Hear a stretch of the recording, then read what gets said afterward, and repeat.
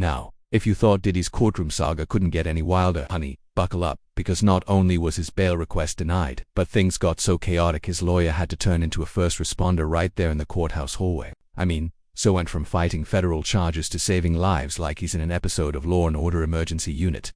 In today's video, we're diving all the way into this wild turn of events, the seizure scare, the legal aftermath, the sentence, predictions, and yes, Dez Bryant's unsolicited messy Twitter drama about Cassie. Spoiler alert, the internet dragged him harder than Diddy dragged his reputation into court. Let's get into the mess, the madness, and the marathon of farce. Y'all imagine this. Sean Diddy Combs just got denied bail. The man is stuck in a slammer and everybody's thinking that's the main headline of the day. But nope, the real drama popped off just minutes later and not even inside the courtroom. Oh no baby, we're talking hallway chaos. Right after Diddy's bail hearing flopped, his lead attorney, Marc Agnifilo, the man with more courtroom hours than your favorite judge show marathon, steps out of the Manhattan federal courtroom on the 26th floor, and boom, he sees a man collapse right there in the hallway like a real-life emergency episode just started filming. I wonder why did a man just collapse right after the verdict? And get this, instead of panicking like most of us would do when someone drops mid-sir, Agnifilo, full in his courtroom suit, jumps into action like he's been moonlighting as an EMT. He straddles the guy to stop him from smashing his head on the marble floor, turns him on his side so he doesn't choke, and is basically out here giving crash course Seizure Survival Edition while still mentally processing Diddy's legal train wreck. Is this man a paid actor? Is this a stunt? Well, I believe that this man was devastated by the results of what happened in the Sean Diddy Combs case. Then he totally crashed out and the squad joined in. His law partner, Jacob Kaplan, slid his backpack under the man's head like it was a medical prop. His daughter, Sophia, who's working as a paralegal for the firm, teamed up with a member of Diddy's family to check the guy's pulse and make sure he was still breathing. Marc said, and I quote, "I can't imagine a busier 5-minute period in my life."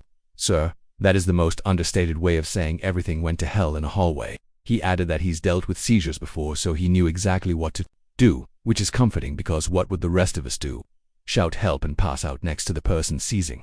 After the man stabilized, Agnifilo dipped out like mission complete and went right back to business, meeting with Diddy in the holding cell and then stepping out for the press conference like he didn't just save someone's life in a federal building. Now, we don't know the man's condition right now, but the cameras did catch him being taken out on a stretcher.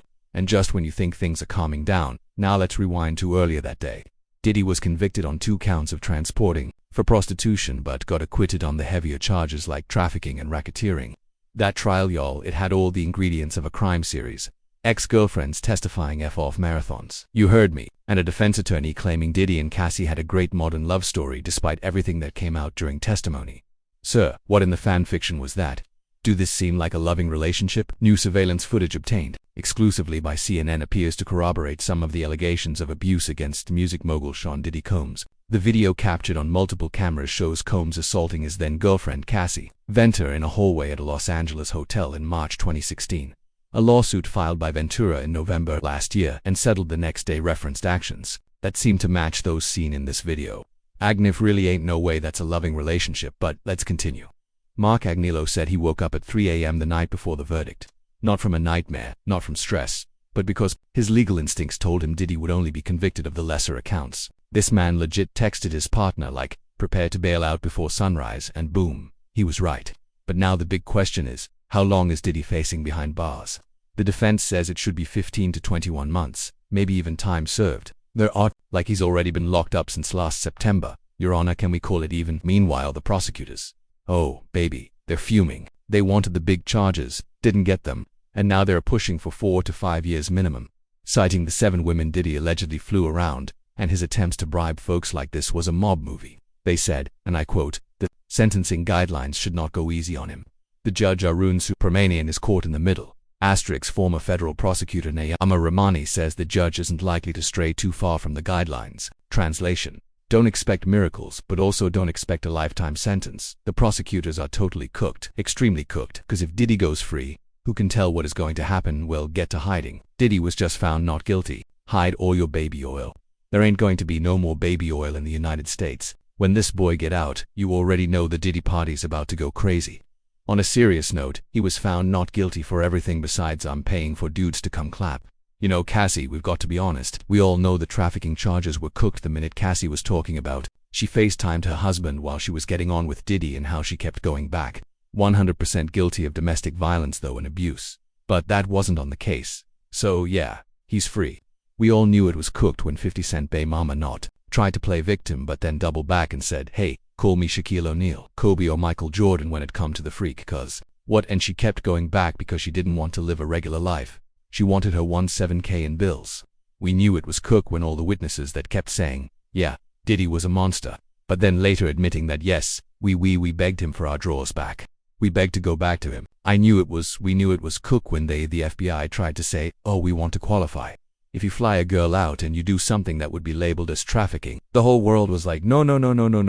We're not doing that. Don't get it twisted though. Diddy is definitely going into the New Testament of the Bible.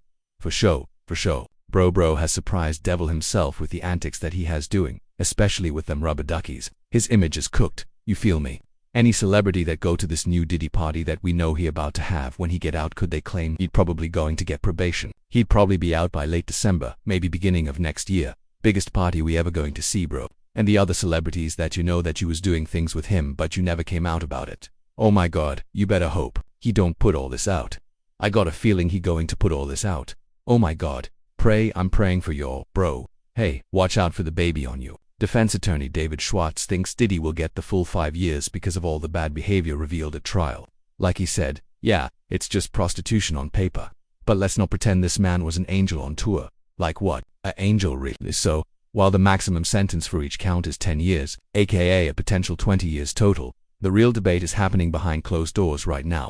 Probation department is working on their report, and both legal teams are getting ready to brawl over the sentencing math like it's a courtroom edition of Jeopardy. Sentencing's not until October unless Diddy gets his wish and they speed it up, but for now, Judge Subramonian said, sit tight sir, you're staying in jail. And speaking of messy takes, let's talk about Dez Bryant real quick because sir, why did you hop on the Bird app and say Cassie wasn't no victim? Like that was going to land well. CBS reporter Ashley Nicole Moss tweeted her support for Cassie and Dez, decided this was the moment to basically say, she ain't innocent. Like what? Bro, we all saw the video of Diddy dragging her in a hallway like it was 2016 WWE Raw. Even Twitter clapped back instantly. People were like, aren't you forgetting we literally saw her beaten on camera? That was brutal. And sir, didn't you get arrested for assaulting your own mom? The internet wasn't having it, called him a dork, a sick F-off. And one user even said you have a daughter. You're really going to tell her she's not a victim if something happens?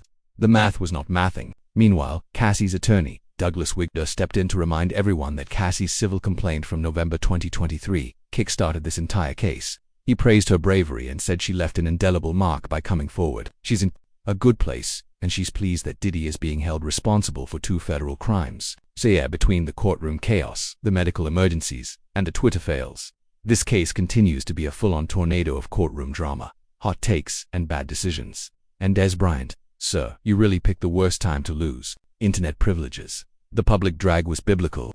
Diddy better buckle up because with sentencing on the horizon, this roller coaster ain't stopping. His whole situation is like one long stressful episode of Power, except the writers of the feds, and the plot twists just keep getting darker. Let me know in the comments, what do you think about Marc Agnilo's hallway heroics? Is Diddy going to serve real time, or will this end in a slap on the wrist? And what would you do if you saw someone collapse right after a court hearing? Be honest. Now, don't forget to like, subscribe, and hit that notification bell so you never miss the next extra hot topic. Trust me, with the way this Diddy drama is unfolding, we are not done yet. I'll see y'all in the next one. And remember, don't be like Dez on Twitter. Just don't.